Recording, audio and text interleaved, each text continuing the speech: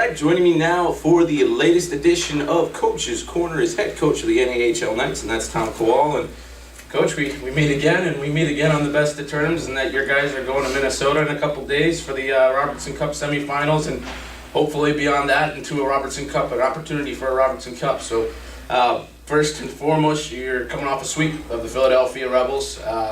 What went right in that series? I mean, we've talked a lot about, the different things that have made you successful through this postseason, but what continued to work to allow you to come away with those impressive 3 wins? Well, whenever you're going to beat the Philadelphia Rebels in 3 games in a row, everything has to go right, to be honest with you. I mean, I think the temperature was right. I think the game time was right. Hey, whenever you're going to beat the 2-time East Division champions, you need a lot of things to go right. But you know what? All in all, our boys played their hearts out. We didn't play like we were the 3rd place team. We played with confidence. We came out of a rough, tough series out of New Jersey, and as a staff, we questioned kind of how the guys would respond, but we kept it rolling. So we got some great goaltending out of Christian Stover. Like our younger guys kind of got us through that first series, round 1. But Jack Olmstead, Michael Morrissey, and Matt Kidney, that line was unbelievable in those 3 games. Our veterans stepped up and kind of led the way a little bit. I mean, Reed Robertson popped in a goal. I mean, we had a lot of veterans step up and put some points on the board. And but all in all, whenever you get some great goaltending like you do, you can't win a hockey game in playoffs, especially round 2, without having have your goalie make some saves and give your team the confidence. And Christian Stover did a great job at giving us a chance to win every night. Right. Now, obviously, this team has been one of the hottest, if not the hottest, in the league in the postseason. Do you have any, with this long layoff, being that you guys were the first to punch your ticket to the Robertson Cup semifinals, how do you maintain that momentum kind of through this, not a down period as you guys are practicing and getting work in, but just without any games for almost a week and change? I mean, how do you manage that? We were, as a staff, we decided we're going to keep our finger on top of these boys. I mean, it's we meet every day. Yes, we gave them a couple days off. I mean, we had that hard-fought series in round 1 against the Titans led right into every other almost NHL style playoff against the Rebels. Our guys deserved a well-deserved couple days off, but we've been back at it last couple of days. We're going to get at it again tomorrow. Doing a lot of team functions, just a lot of keep them focused, keep them going. But at the same time, I mean, just, when you get in the playoffs, you always want rest.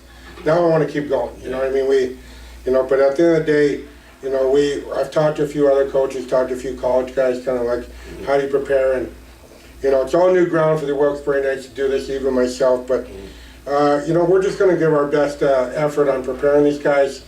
The guys are giving their best effort every day, and hopefully it's the magical, potion, but we won't find out until next week. So, we're very, just keeping active. It's, guys are on a roll, guys are having a good time, and, we just want to keep the positive vibe going in our club right now.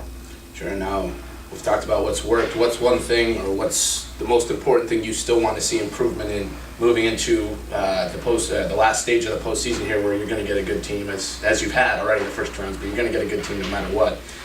What do you still want to see tick up a notch or 2 out there on the ice? As you see, we punched our ticket first. A lot of games are going on tonight and this weekend, so we really don't know who we're going to play. But all in all, in the generic hockey term, I don't want my goalie to have to make such big saves all the time. We got to take care of the slot a little bit better. We got to, be better in our defensive end. We got caught a couple times. We got lucky a little bit with the Rebels in this past series, but at the end of the day, we got to we got to play our game plan better. And we kind of got away in round 1, but a little bit in round 2 of playing Rebels hockey. And if once we start playing to their game, it gets us out of our game, and we can't afford to be doing that. So I think we just got to be a little tighter and not count on our goaltending, whether it's Christian, whether it's David Tomeo, to come up with those big saves. I mean, we as a staff look at the top 5 plays of the league all the time. And you know, when your goalie's making it every week on a top 5 save, we want to limit those. You know, I mean, it's you know, Christian's been on a roll, but you know, we want to take his workload down as much as we can. So we're not counting on him to make that big save. We're not counting on our defenseman to stop a 3-on-1. So all in all, the 2 biggest things we're working on right now is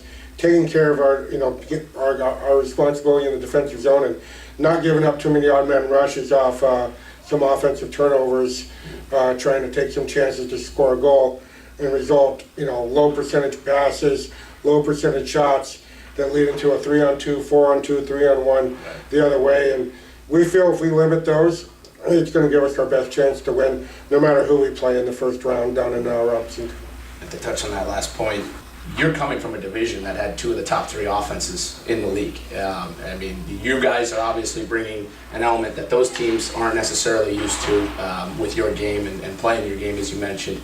But again, just playing teams that you're not familiar with, do you see that almost as a positive in that, again, it's more than likely not going to be quite the same offenses that you've been trying to deal with against and obviously trying to slow down out there. That said, they're still going to be very talented.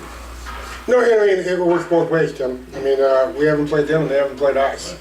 You know, I mean, it's, you know, we were wondering kind of how the Rebels have had our number the last second half of the year, so we were wondering, but it actually worked out all right, so we could use it like, hey, it's our turn to take it back to them and we owe them, you know. But, you know, whether it's Shreveport, whether it's any of the teams that are playing right now, I mean, you know, we haven't seen Shreveport since our 4th game of the season, so we've played, what, 65 other games, you know what I mean, between them. So we're a totally different team. I'm sure they are too. You know, but it just goes back to what I said, Tim. We got to play our game. Right. You know, we feel confident in what the Wilkes-Barre Knights can do when we play Wilkes-Barre Knight hockey. You know, our motto is make you play the way we want to play. You know, and if we can do that, I feel very confident that, you know, we can take them out of their game and we can, you know, we've mastered our Knights hockey technique pretty well. Yeah. So if we can just stick to that game plan and stick to, you know, be given 100% on believing in our systems and what the staff has taught these guys, you know, we feel we're going to have a better chance than anybody, or just as good a chance as anybody to win a hockey game, if not 2. I mean, we're 3 wins away from, you know, being the best team in the North American Hockey League this year. And you know, I mean, it's, you know, we just have to keep our game plan for 3 more games. And, you know, you know, as a staff, we've already cleared out our schedule for the weekend, and as soon as we figure out who we're going to play, yeah, we're going to dissect it. Monday and Tuesday is going to be a big teaching day for these guys to what we're going to be going up against when we hit the ice on Friday night in Minnesota. But all in all, you know, we're not going to be really worried about who we're going to play. We're just worried about preparing our team to play the best we can play and the best way we know how to play. And we feel that's going to give us our best chance to win a hockey game when we get there on Friday night.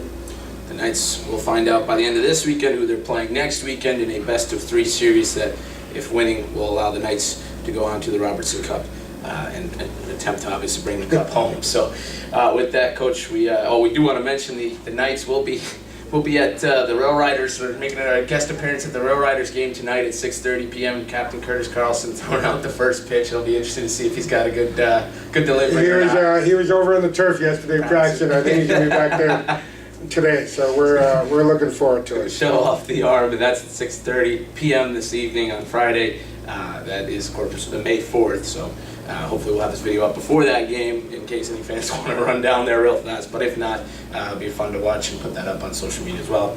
And the Knights, of course, will be in action next weekend in Minnesota. So, Tom, we thank you here for a few minutes, and hopefully the next time we meet, we're talking about a lot of victories, and, of course, the biggest victory being that of a potential Robertson Cup.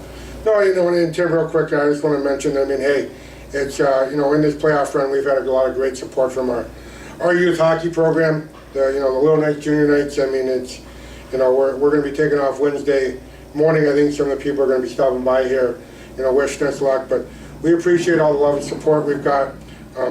Obviously, my family, you talk about a scouting report, I believe my dad has one back in Alaska right now. He has the scouting report already. He's figuring it out to tell me what we need to be doing better. So we thank everybody, you know, and you know, and we look forward to having everybody, those messages being sent and cheering us on for the Robertson Cup. Right, Tom, well, we appreciate it, and once again, we wish you the best of luck. Thank you very much.